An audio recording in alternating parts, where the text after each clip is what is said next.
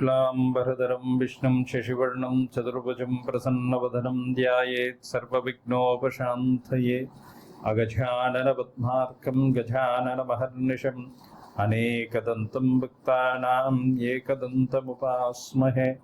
गुरुब्रह्मा गुरुर्विष्णु गुरुर्देवो महेश्वरः। गुरुः साक्षात् परब्रह्म तस्मै श्रीगुरवे नमः। दत्तात्रेय हरे कृष्ण उन्मत्तानन्ददायक दिगंबरमुने बाला पिशाच ज्ञानसागर जटाधरं पाण्डुरंगं शूलहस्तं कृपानिधिं सर्वरोगहरं देवं दत्तात्रेयमहं भजे। श्रीभूयुत श्रीहरिजन्निताभ्याम् अगस्त्यरेखादिविरञ्चिताभ्यां निगूढबीजाक्षरमुद्रिताभ्यां नमो नमः सद्गुरुपादुकाभ्यां। శ్రీ గురు చరణారవిందాభ్యాం నమః. ముందుగా స్టూడియో 18 న్యూస్ వీక్షకులందరికీ కూడా శ్రీ విశ్వవసునామ సంవత్సర ఉగాది శుభాకాంక్షలు, శుభాశిస్సులు.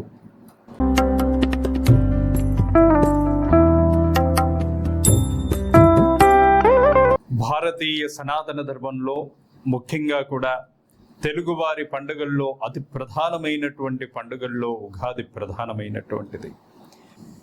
తెలుగు కాల నిర్ణయ ప్రకారం ప్రతి సంవత్సరం చైత్రమాసం శుక్లపక్షం పాఠ్యమి తిథి నాడు తెలుగు వారికి నూతన సంవత్సరం ప్రారంభమవుతుంది. దాన్ని మనం ఉగాది లేదా యుగాది అనేటువంటి పేర్లతో పిలుచుకుంటాం.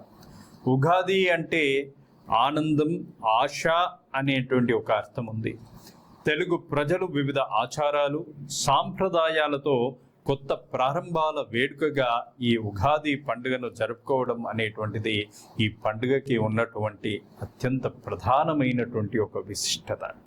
ఇక పండుగ ప్రస్తావన, అదేవిధంగా దీనికి ఉన్నటువంటి విషయాల్ని గనక మనం ఒక్కసారి గమనించుకున్నట్టయితే ఉగాది పండుగ అనేటువంటిది మనకు శాసనాల్లో సైతం మనం గమనించేటువంటి పండుగ. తెలుగువారి అతి ప్రధానమైనటువంటి ఈ ఉగాది పండుగను కొన్ని శతాబ్దాల ముందు కూడా తెలుగునాట జరుపుకోవడం అనేటువంటిది మనమందరం కూడా గమనించదగినటువంటి విషయం. ఒక్కసారి గనక మనం చరిత్రను పరిశీలిస్తే దీని ముందు కూడా చరిత్రకారులు చెప్పినటువంటి విషయాల్ని కూడా మనం అవగతం చేసుకుంటే ఈ సాంప్రదాయం అనేటువంటిది శాతవాహనుల రాజుల యొక్క కాలం నుంచి కూడా కొనసాగుతుంది. దాని ముందు నుంచే కూడా తెలుగునాట ఉగాది అనేటువంటి వ్యవస్థ కొనసాగుతుంది అనేటువంటి మాటని మనం చెప్పుకోవచ్చు. ముఖ్యంగా కూడా శాతవాహన రాజ్యవంశం క్రీస్తు పూర్వం 230వ సంవత్సరం నుంచి క్రీస్తు శకం 220వ సంవత్సరం వరకు కూడా ఉంది. శాతవాహన రాజులు ప్రస్తుతం తెలుగు రాష్ట్రాల్లోని పలు ప్రాంతాలతో పాటు మహారాష్ట్రలోని కొన్ని ప్రాంతాలని కూడా పాలించి ఉన్నారు. మరి వారి కాలం నాటి పురాతన గ్రంథాలు, శాసనాల్లో ఈ ఉగాది పండుగ గురించి అనేకమైనటువంటి ప్రస్తావనలు ఉన్నాయి. దాంతో శాతవాహనుల కాలంలో సైతం ఈ పండుగ ఆచరణలో ఉన్నది అన్నది మనం గమనించదగినటువంటి విషయం. ఇక ఈ పండుగకు సంబంధించినటువంటి ప్రశస్తాన్ని కనుక మనం చెప్పుకున్నట్టయితే ఉగాది పండుగ కేవలం పండుగ మాత్రమే కాదు. శాస్త్రాల ప్రకారం ఉగా అంటే నక్షత్ర గమనం లేదా జన్మ, ఆయుష్ అనేటువంటి అర్థాలు కూడా ఉన్నాయి. మరి తొలి రోజు ఉగాది అనేటువంటి మాట, యుగానికి తొలి రోజు ఉగాది అనేటువంటి మాటని కూడా మనకి పెద్దలు చెప్తూ ఉన్నారు. అంటే ఇందాక మనం చెప్పుకున్నట్టుగా కూడా ఉగా అంటే నక్షత్ర గమనం, అదేవిధంగా ఈ ఉగా అంటే జన్మ లేదా ఆయుష్ అనేటువంటి అర్థాలు కూడా ఉన్నాయి. అంటే నక్షత్ర గమనానికంటే ముందు ఆయుష్ జన్మల కంటే కూడా ముందు ప్రారంభమైనటువంటిది కాబట్టి దాన్ని మనం ఉగాది అని చెప్పి అంటాం. అంటే విశ్వంలో జీవకోటి రాశుల యొక్క ఆయుష్కు తొలి రోజు యుగాది అని చెప్పి చెప్పబడింది. ఇక ఇంకో కథనం ప్రకారం అయితే యుగం అంటే రెండు లేదా జంట అనేటువంటి అర్థం కూడా ఉంది. అంటే ఇక్కడ ఉత్తరాయణ దక్షిణాయన కాలాల మధ్య సంయుతం యుగం కాగా ఈ యుగానికి ఆది యుగాది అయింది అని చెప్పేసి పెద్దలు చెప్తున్నారు. అంతేకాదు ఉగాది నుంచే వసంత ఋతువు అనేటువంటిది ప్రారంభమవుతుంది. పురాణాల ప్రకారం చైత్రమాసం శుక్లపక్షం శుద్ధపాడ్యమి తిథి నాడు అంటే ఉగాది రోజున సృష్టి ప్రారంభమైనట్లుగా కూడా మనకి వేదాల ద్వారా ఉపనిషత్తుల ద్వారా కూడా తెలిసి వచ్చింది. అంటే వేదాలను తస్కరించినటువంటి సోమకుడిని హతమార్చి మత్స్యావతారంలో ఉండేటువంటి విష్ణువు వేదాలను తిరిగి బ్రహ్మదేవునికి అప్పచెప్పినటువంటి రోజుగా అదేవిధంగా ఈ యొక్క ఉగాదిని కూడా కొలుస్తారు. అందుకే శ్రీ మహావిష్ణువుకు ప్రీతిగా కూడా యుగము మళ్ళీ ప్రారంభమైంది అనేటువంటి ఆనందంలో ఈ ఉగాది వేడుకను కూడా జరుపుకుంటారు అనేటువంటిది కొన్ని కథనాల ద్వారా కూడా మనకి తెలియవస్తుంది. ఉగాది ఆచరణలోకి రావడానికి మహావిష్ణువు కూడా అత్యంత ప్రధానమైనటువంటి కారకుడుగా, మహావిష్ణువుకు ప్రీతిపాత్రమైనటువంటిది కూడా యుగాదిగా కూడా చాలామంది నమ్ముతారు. చైత్ర శుక్ల పాఠ్యమి నాడే ఈ విశాల ప్రపంచాన్ని కూడా బ్రహ్మదేవుడు సృష్టి చేశాడు అనేటువంటిది, ఆ సృష్టి ఆరంభానికి సంకేతమే ఈ ఉగాది అనేటువంటిది కూడా పండుగగా జరుపుకుంటారు అనేటువంటిది మరో కథనం ద్వారా కూడా చెప్పవచ్చింది. ఇక ఉగాది రోజున మనం ఆచరించేటువంటి పద్ధతులు, అదేవిధంగా మనకున్నటువంటి సాంప్రదాయాలు అన్నీ ఇన్ని కావు. ఉగాది అంటే కేవలం పండుగ మాత్రమే కాదు, అన్నిటికీ ఆరంభము అనేటువంటి ఒక సంకేతం ఉంది. అందుకే శుభాలకి ఆరంభమైనటువంటిది ఉగాది అనేటువంటి మాటను కూడా మనం చెప్పుకోవచ్చు. ఇక ఉగాదికి సంబంధించినటువంటి అనేకమైనటువంటి సాంప్రదాయాల్లో ఉగాది యొక్క వర్ణనలో ఉగాదికి సంబంధించినటువంటి అనేకమైనటువంటి వ్యత్యాసాల్లో కనుక మనం గమనించినట్టయితే ఉగాదికి ప్రధానమైనటువంటి వెలుగునిచ్చేటువంటిది ఉగాది పచ్చడి. అసలు మనకి అందరికీ కూడా తెలుసు, ఉగాది రోజున మనం అందరం కూడా ఉగాది పచ్చడి సేవనం చేయందే ఏ కార్యక్రమం కూడా మనం చేయలేము. అంటే ఉగాది పచ్చడితో తెలుగునాట ఎంతటి బంధము పెనవేసుకుని ఉందో మనం చెప్పుకోవచ్చు. మరి అలాంటి ఉగాది పచ్చడి యొక్క ప్రాశస్తాన్ని కనుక మనం గమనించినట్టయితే కొత్త సహస్రాబ్దికి కూడా ప్రారంభ శుభ సూచకంగా భావించే ఉగాది నుంచి ఏడాది పొడుగునా కూడా ప్రతి ఒక్కరి జీవితంలో ఎదురయ్యే మంచి చెడులను, కష్ట సుఖాలను, ఆనంద విషాదాలను సమన్వయంతో, సానుకూల దృక్పథంతో స్వీకరించాలని తెలియజేసేదే ఉగాది పచ్చడి. షడ్రుచుల కలయిక ఈ పచ్చడి. ఈ షడ్రుచుల పచ్చడిని తినడం వెనుక జీవిత సాగరం గోచరిస్తుంది. ఈ పచ్చడిలో తీపి, పులుపు, కారం, వగరు, ఉప్పు, చేదు రుచులు మిళితమై ఉంటాయి. తీపి సుఖ సంతోషాలను, పులుపు బాధలను, ఒగరు బంధాలను, ఇలా ప్రతి ఒక్క పదార్థం శరీరానికి, ప్రకృతికి మధ్య బంధాన్ని తెలియజేస్తుంది. సంవత్సరం పొడవునా ఎదురయ్యేటువంటి మంచి చెడులను, కష్టసుఖాలను సమన్వయంతో సమానంగా స్వీకరించాలనేటువంటి సందేశాన్ని ఈ పచ్చడి అందజేస్తుంది. ఈ పచ్చడి తయారీలో వాడి ఒక్కొక్క పదార్థం మనిషి జీవితంలో ఒక్కో అనుభవానికి అదే విధంగా ప్రతీక అని చెప్పి కూడా చెప్తూ ఉంటారు పెద్దలు. మరి ఉదయాన్నే తలస్నానం చేసి ఇంటిని మామిడాకులతో అలంకరించి కొత్త బట్టలు ధరించి ఉగాది పచ్చడితో దినచర్య ప్రారంభించడం అనేటువంటిది మన తెలుగునాట పరిపాటిగా వస్తున్నటువంటి సాంప్రదాయం. పెద్దలు ఈ రకంగా వివరించడంతో, అంటే ఉగాది పచ్చడి సేవించిన తరువాతే ఉగాది రోజున చేయాల్సినటువంటి కార్యక్రమాలన్నీ కూడా చెయ్యాలి అనేటువంటి సాంప్రదాయం కొనసాగుతున్నటువంటి ఈ నెలలో ఈ ఇంటిల్లిపాది కూడా ఉగాది పండుగ రోజున ఈ పచ్చడిని సేవించిన తర్వాతనే ఇతర కార్యక్రమాలని చేయటం అనేటువంటిది మనందరికీ కూడా తెలిసి వస్తుంది. ఇక ఉగాదిలో అనేకమైనటువంటిది ఆది అంటే ఇందాక మనం చెప్పుకున్నప్పుడు శుభాలకి సూచకమైనటువంటిది, శుభాలకి ప్రారంభమైనటువంటిదే ఈ ఉగాది అనేటువంటి మాటని మనం చెప్పుకొని ఉన్నాం. కాబట్టి అసలు ఉగాదికి ఉన్నటువంటి విశిష్టతల్లో, ఉగాదికి ఉన్నటువంటి లక్షణాల్లో ప్రధానమైనటువంటిది ఉగాది పండుగకి ఎన్నో విశిష్టతలు ఉన్నాయి. అందులో ఉగాది పచ్చడి సేవనం ఒకటైతే ఆ తర్వాత ఉగాది పంచాంగ శ్రవణం అనేటువంటిది మరొక విశిష్టమైనటువంటి వాక్యం కూడా మనం చెప్పుకోవచ్చు. ఉగాది రోజున కూడా తెలుగునాట అన్ని ప్రముఖ ఆలయాలతో పాటు ఆధ్యాత్మిక ప్రాంతాల్లో పండితులు పంచాంగ శ్రవణాన్ని కూడా నిర్వహిస్తూ ఉంటారు. ఈ సమయంలో ఈ ఏడాది పర్యంతం ఉన్నటువంటి గ్రహస్థితులను, గ్రహగమనాలను, రాశి ఫలాలను, పండుగలను, గ్రహణాది స్థితులను, తదితరాలన్నీ కూడా ఎలా ఉన్నాయి అనేటువంటి విషయాలతో పాటు ఏమైనా దోషాలుంటే వాటిని నివారణలు, వాటికి తగిన ఉపాయాలను సైతం తెలుసుకుంటారు. అసలు పంచాంగ శ్రవణం ఎందుకు చేయాలి, దానివల్ల కలిగేటువంటి లాభం ఏమిటి అనేటువంటిది గమనిస్తే, శ్రీకళ్యాణ గుణావహం రిపుహరం దుస్వప్న దోషాపహం గంగా స్నాన విశేష పుణ్యఫలదం గోదానతుల్యం రుణం ఆయుర్వృద్ధితముత్తమం శుభకరం సంతాన సంపత్ప్రదం నానా కర్మ సుసాధనం సముచితం పంచాంగమాకర్ణ్యతాం అనేటువంటి మాటని మనందరికీ కూడా పంచాంగ శ్రవణం ప్రారంభం చేసే ముందు పండితులు చెప్తూ ఉంటారు. మరి అసలు ఆ యొక్క వాక్యాలకి ఉన్నటువంటి అర్థాన్ని కనుక మనం గమనించినట్టయితే, శ్రీకళ్యాణ గుణాభం, ఇది ఒక శుభకరమైనటువంటి మంచి గుణాలను కలిగి ఉన్నటువంటిది అనేటువంటి మాటను సూచిస్తూ ఉంటుంది. రిపుహరం, శత్రువులను తొలగిస్తుంది. అదేవిధంగా దుస్వప్న దోషాపహం, చెడు కళలను, దోషాలని తొలగిస్తుంది అనేటువంటి మాటను చెప్తోంది. అదేవిధంగా గంగా స్నాన విశేష పుణ్య ఫలదం, పవిత్రమైనటువంటి గంగా నదిలో స్నానమాచరిస్తే ఎంతటి ఫలితమైతే వస్తుందో అంతటి ఫలితాన్ని కూడా అందించినటువంటిది. గోదాన తుల్యం రుణం, గోవు యొక్క దానాన్ని చేస్తే ఎంతటి ఫలితమైతే వస్తుందో అంతటి ఫలితాన్ని కూడా అందించేటువంటిది అనేటువంటిది. అదేవిధంగా ఆయుర్వర్ధనం ఉత్తమం, ఆయుష్ను పెంచేటువంటిది అనేటువంటి మాటను కూడా చెప్తూ ఉంటారు. అంటే ఇక్కడ మనందరికీ కూడా ఒక సందేహం రావచ్చు, ఆయుర్వర్ధనంతో పంచాంగం విన్నంత మాత్రాన ఆయుర్వర్ధనం ఏ విధంగా అవుతుంది అనేటువంటిది. పంచాంగం అనేటువంటి మాటని మనం తీసుకున్నట్టయితే, పంచాంగంలో చెప్పబడేటువంటి విషయాల ద్వారా మనం అక్కడ ఎప్పుడైతే మనకు కీడు శంకిస్తుందో, ఎప్పుడైతే మన గ్రహ సంచారం బాగులేదో ఆ సందర్భంలో మనం తీసుకోవలసినటువంటి నియమాలను సూచిస్తుంది. కాబట్టి పంచాంగ ఫలితం వల్ల, పంచాంగ పఠనం చేయడం వల్ల, పంచాంగ పఠనాన్ని శ్రవణం చేయడం వల్ల కూడా మనకి ఆయుర్వర్ధనం అనేటువంటి మాటని ముఖ్యంగా కూడా చెప్పి ఉన్నారు.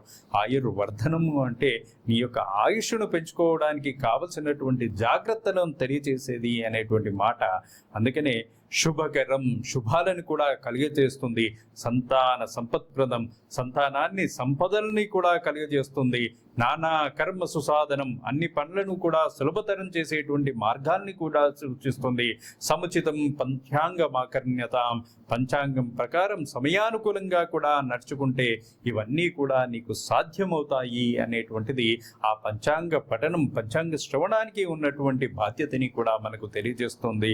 అంటే ఈ రకంగా మనం పంచాంగం చెప్పినటువంటి విధి నియమాల్ని కూడా మనం పాటించి చేసినట్టయితే మనకు చెప్పినట్టుగా కూడా మొత్తం అన్ని రకాలైనటువంటి శుభాలని, సంపత్తిని, శ్రీకరాన్ని కూడా కలిగించేటువంటి భాగ్యం మనకు దక్కుతుంది. అందుకే పంచాంగ పఠన శ్రవణాన్ని కూడా మనం ఖచ్చితంగా కూడా విని తరించాలి అనేటువంటిది పెద్దలు మనకు చెప్పినటువంటి మాట. అందుకే తెలుగునాట పంచాంగ శ్రవణంలో భాగంగా పంచ అంగాలైనటువంటి తిథి, నక్షత్రం, వారం, యోగం, కరణం వంటి వాటిని పక్కాగా లెక్కిస్తారు. వీటి ఆధారంగానే భవిష్యత్తులో జరగబోయే విషయాలను ఊహించి చెప్తారు. ఇందులో తిథి ఆదాయాన్ని, వారం ఆయువును, నక్షత్రం పాప ప్రక్షాళనను, యోగం వ్యాధి నివారణలో, కరణం పవిత్ర గంగానదిలో చేసినంత పుణ్యఫలాన్ని అందిస్తుందని పెద్దలు వివరిస్తారు. వీటితో పాటు కొత్త ఏడాదిలో ఎంత మేరకు వర్షం కురుస్తుంది, పంట పొలాల పరిస్థితులు, ఏరువాక కార్యక్రమం ఎలా ఉంటుందనే వివరాలతో రైతులకు ఎంతో ప్రయోజనకరంగా కూడా ఈ పంచాంగ పఠనం అనేటువంటిది ఉంటుంది. దాంతో ప్రతి ఉగాది రోజున తెలుగు ప్రజలంతా కూడా పంచాంగ శ్రవణాన్ని విని తమ స్థితిగతులను, భవిష్యత్తును నిర్ణయించుకుంటారు. కనుక పంచాంగ శ్రవణం అనేటువంటిది అత్యుత్తమైనటువంటి సాంప్రదాయంగా కూడా తెలుగునాట పేరుగాంచింది.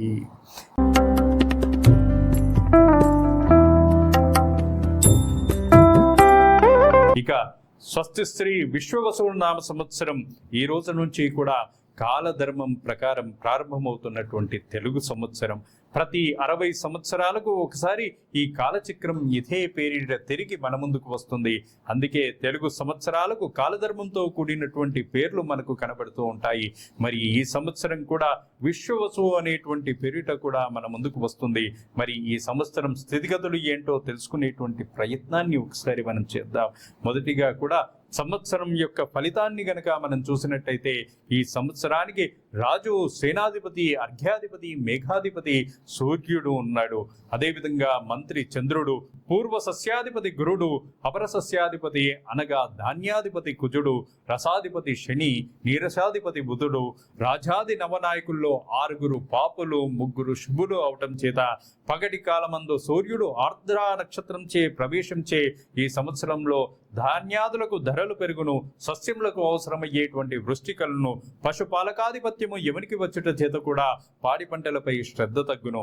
2 తూముల వర్షము 9 భాగాలుగా కూడా పర్వతముల పైన 9 భాగాలు, సముద్రముల యందు 2 భాగాలు, భూమిపైన కూడా కురియును.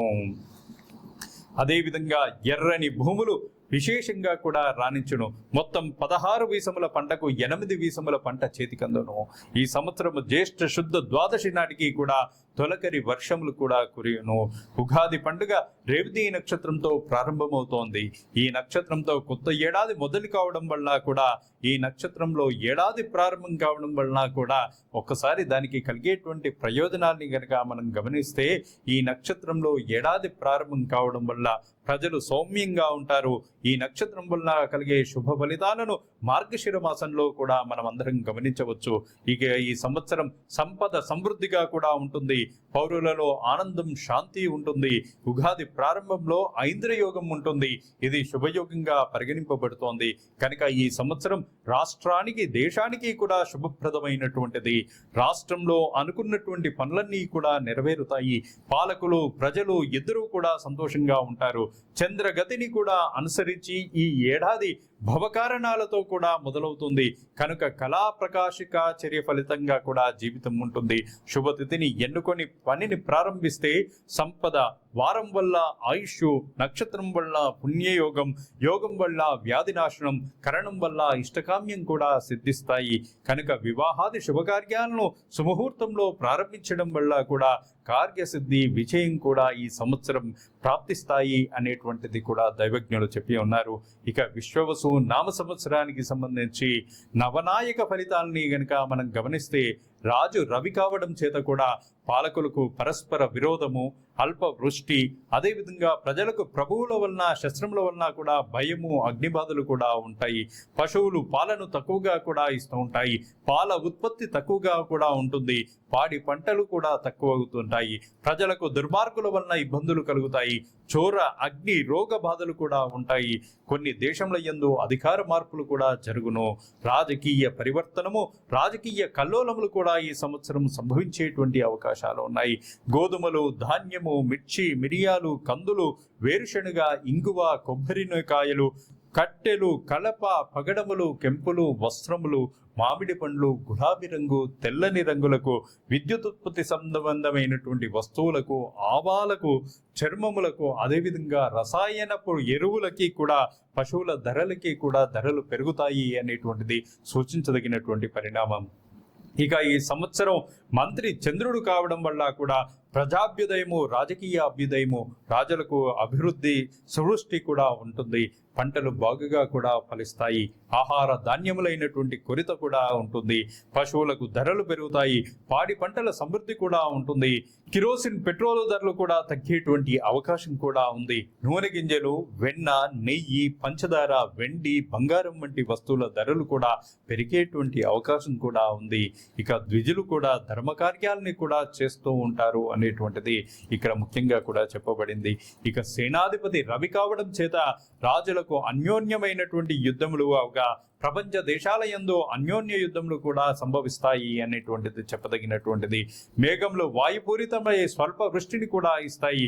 ఎర్రని ధాన్యములు, ఎర్రని భూములు బాగుగా కూడా ఫలిస్తాయి. అర్ఘ్యాధిపతి సైతం రవి కావున వర్షములు తక్కువగా కూడా ఉంటాయి. అదేవిధంగా ధరల యొక్క పెరుగుదల అనేటువంటిది ప్రధానంగా కూడా సూచించదగినటువంటి విషయము. ఇక రాజకీయ ఒడిదొడుకులు, ఎర్ర ధాన్యములకు కూడా వృద్ధి కలుగును. వెండి, బంగారం యొక్క ధరలు కూడా పెరుగుతూ ఉంటాయి. వేరుశనగ, కొబ్బరి నూనెలు, మిర్చి, మిరియాలు, వక్కలు, ఎర్రని రంగు కలిగినటువంటి వస్త్రములు, అదేవిధంగా ఎర్రని ధాన్యములు, గులాబీ రంగులు మొదలైనటువంటి కూడా ధరలు పెరుగుతూ ఉంటాయి. రాజకీయ పరివర్తన పరిస్థితులు కూడా ఉంటాయి. ఇక మేఘాధిపతి సైతం రవి కావడం చేత అఖండమైనటువంటి వృష్టి, పంటలు కూడా తక్కువవుతూ ఉంటాయి. ఎర్రని భూములు, ఎర్రని ధాన్యము కూడా బాగా ఫలిస్తుంటుంది. ప్రజలు భయభ్రాంతులకు కూడా గురి అవుతూ ఉంటారు. ఇక గురుడు పూర్వ సస్యాధిపతి అవటం వల్ల కూడా పచ్చని భూములు, పచ్చని ధాన్యములు బాగుగా కూడా ఫలిస్తూ ఉంటాయి.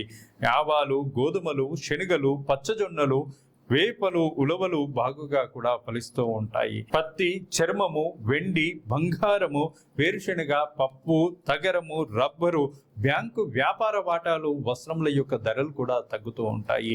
ధాన్యాధిపతి కుజుడు కావడం వల్ల కూడా ముళ్ళు గల ధాన్యములు, కందులు, బొబ్బెర్లు, మిర్చి, వేరుశెనగ, ఎర్రని ధాన్యములు, ఎర్రని భూములు కూడా ఫలిస్తూ ఉంటాయి. మంచి ధాన్యములకు చెరుకు, బెల్లము, పంచదార, నెయ్యి, నూనె గింజలు, నూనెలు, వేరుశెనగ, ఆముదము ధరలు కూడా పెరుగుతూ ఉంటాయి. అపర ధాన్యములకు కూడా మంచి ధరలు ఉంటాయి. రసాధిపతి శని కావున కూడా నువ్వులు, మినుములు, ఉలవలు మొదలైనటువంటి ధాన్యములు పల్లవి భూమిను కూడా ఫలిస్తూ ఉంటాయి. నీరసాధిపతి బుధుడవడం వల్ల కూడా చిత్ర వస్త్రములు, అద్దకం వస్త్రములు, శంఖములు, చందనము, సుగంధ ద్రవ్యముల ధరలు కొంత తగ్గి ధరలు నిలకడగా కూడా ఉంటాయి అనేటువంటిది కూడా ఈ యొక్క నవనాయకుల ఫలితంలో కూడా ఈ సంవత్సరం విశేషంగా కూడా చెప్పబడింది. ఇక విశ్వవసువు నామ సంవత్సర మౌఢ్య నిర్ణయాలను కనుక మనం పరిశీలిస్తే జ్యేష్ఠ పూర్ణిమ 10/6/2025 మంగళవారం రాత్రి 2:37 గురుమౌఢ్యారంభమై ఆషాఢ శుద్ధ త్రయోదశి 8/7/2025 మంగళవారం పగలు మధ్యాహ్నం 3:18 వరకు కూడా గురుమౌఢ్య త్యాగమవుతుంది. మార్గశిర శుద్ధ దశమి 30/11/2025 ఆదివారం 1:58 శుక్రమౌఢ్యం ఆరంభమై మాఘ బహుళ ఏకాదశి 13/2/2026 శుక్రవారం ఉదయం 11:37 శుక్రమౌఢ్యం త్యాగమవుతుంది. ఇక విశ్వవసువు నామ సంవత్సరంలో కర్తరి నిర్ణయాలను గనక మనం పరిశీలించితే వైశాఖ శుద్ధ అష్టమి 4/5/2025 ఆదివారం సాయంత్రం 6:44 డొల్లు కర్తరి ప్రారంభమవుతుంది. వైశాఖ శుద్ధ చతుర్దశి 11/5/2025 ఆదివారం సాయంత్రం 5:31 నిజకర్తరి ప్రారంభమై కృత్తికా కార్తె ప్రారంభమవుతుంది. ఇది జ్యేష్ఠ శుద్ధ విధియ 28/5/2025 బుధవారం రాత్రి 1:28 కూడా త్యాగమవుతుంది. ఇక విశ్వవసు నామ సంవత్సరంలో సంభవించేటువంటి గ్రహణాలను గనక ఒకసారి మనం పరిశీలిస్తే విశ్వవసు నామ సంవత్సరంలో మన దేశంలో గోచారమయ్యేటువంటి సూర్యగ్రహణాలు కూడా ఏమీ లేవు అనేటువంటిది ముఖ్యంగా కూడా మనం గమనించాలి. ఇక చంద్రగ్రహణాలకు సంబంధించినటువంటి విషయానికి వస్తున్నట్టయితే మొదటి చంద్రగ్రహణము 7/9/2025 భాద్రపద పూర్ణిమ ఆదివారం రాత్రి సంపూర్ణ చంద్రగ్రహణం కూడా సంభవిస్తూ ఉంది. ఇది రాహుగ్రస్త సంపూర్ణ చంద్రగ్రహణం. కుంభరాశిలో శతభిషం మరియు పూర్వాభద్ర నక్షత్రాల్లో కూడా ఇది సంభవిస్తోంది. కావున కుంభరాశి వారు దీన్ని వీక్షించకూడదు. మరుసటి రోజు యథావిధిగా కూడా చంద్రగ్రహణ శాంతి కూడా ఆ రెండు రాశుల వారు కూడా జరిపించుకోవలను. గ్రహణ సర్పకాలం రాత్రి 9:50 కాగా ఉన్మీలన కాలం రాత్రి 10:58. గ్రహణ మధ్యకాలం రాత్రి 11:41. విమీలన కాలం రాత్రి 12:24. సంపూర్ణ చంద్రగ్రహణం గ్రహణ మోక్షకాలం అనేటువంటిది రాత్రి 1:31. ఆద్యంత పుణ్యకాలం కూడా 3:41. ఇక విశ్వవసు నామ సంవత్సరంలో రెండవ చంద్రగ్రహణము 3/3/2026 మంగళవారం సాయంత్రం అతి పాక్షిక చంద్రగ్రహణంగా కూడా చెప్పబడినటువంటిది. ఇది సూక్ష్మంగా మాత్రమే మనకు భారతదేశం అందరి కనబడుతూ ఉంటుంది. 3/3/2026 పాల్గొన పూర్ణిమ మంగళవారం పాక్షిక చంద్రగ్రహణం కూడా మనకి ఇక్కడ సంభవిస్తుంది. ఇది కేతుగ్రహస్థమైనటువంటి చంద్రగ్రహణము. ఇది సాయంత్రం 6:20 చంద్రోదయం అయిన తర్వాత 27 నిమిషాలు మాత్రమే మనకి కనిపించేటువంటి అవకాశం ఉన్నది. మధ్యాహ్నం 3:20 గ్రహణ స్పర్శకాలం కూడా కలిగినటువంటిదై సాయంత్రం 4:30 సంపూర్ణ గ్రహణం ప్రారంభమై 5:32 సంపూర్ణ గ్రహణం కూడా పూర్తి అవుతూ ఉన్నది. చంద్రుడు క్షితిజంపై వచ్చేసరికి కూడా పాక్షిక గ్రహణం విడుపు మాత్రమే మనకు కనిపించేటువంటి అవకాశం ఉంది. పుబ్బ నక్షత్రంలో ఈ గ్రహణము సంభవించిన కావున సింహరాశికి చెందినటువంటి వారందరూ కూడా ఈ యొక్క గ్రహణము సంభవించినటువంటి మరుసటి రోజున కూడా యథావిధిగా స్నాన సంధ్యాదులన్నీ కూడా పూర్తి చేసుకొని గ్రహణ శాంతిని కూడా జరిపించుకోవాల్సిందిగా కూడా ఇక్కడ సూచించబడింది. గ్రహణ స్పర్శాకాలం అనేటువంటిది 3 గంటల 20 నిమిషాలకు ఉన్నందున ఇది మన ప్రాంతంలో ఎక్కడా కూడా కనిపించేటువంటి అవకాశం లేదు.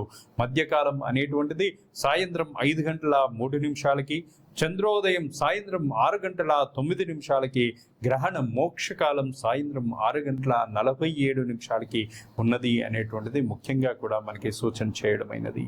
ఇక ముఖ్యంగా కూడా మనం చూసుకున్నట్టయితే విశ్వవసు నామ సంవత్సరంలో నదులకు సంబంధించినటువంటి పుష్కరాల యొక్క ప్రస్తావనని మనం గమనించినట్టయితే ఈ సంవత్సరం సరస్వతి నదికి పుష్కరములు కూడా ప్రారంభమవుతున్నాయి. 14/5/2025 వైశాఖ శుద్ధ విధియ బుధవారం రాత్రి 10 గంటల 35 నిమిషాలకు దేవగుడు బృహస్పతి మిథున రాశిలో ప్రవేశించడం వల్ల పుష్కర ప్రవేశ సమయము రాత్రి కావడం వల్ల కూడా సరస్వతి నది పుష్కరములు మరుసటి రోజు తెల్లవారుజాము నుండి అనగా 15/5/2025 గురువారం సూర్యోదయ పూర్వం నుండి కూడా సరస్వతి నదికి పుష్కరములు ఆరంభమవుతాయి. 15/5/2025 నుండి 26/5/2025 వరకు సరస్వతి నదికి పుష్కరములుగా దైవజ్ఞులు కూడా నిర్ణయించి ఉన్నారు.